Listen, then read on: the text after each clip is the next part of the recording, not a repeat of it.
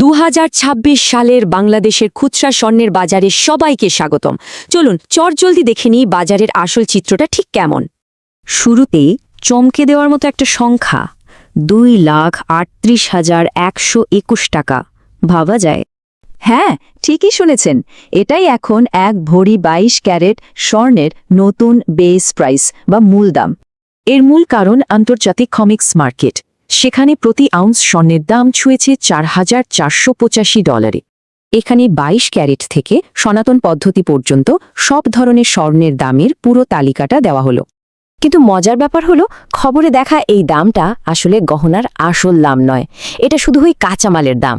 দোকান থেকে গহনা কিনতে গেলে এই মূল দামের সাথে আরও দুটো বড় খরচ যোগ করতে হবে আমাদের। প্রথমত, গহনার সুন্দর ডিজাইনের জন্য মূল দামের ওপর 6 থেকে 10% পর্যন্ত মেকিং চার্জ বা মজুরি দিতে হবে। আর দ্বিতীয়ত, এই পুরো হিসাবের সাথে আরও 5% বাধ্যতামূলক সরকারি ভ্যাট যুক্ত হবে।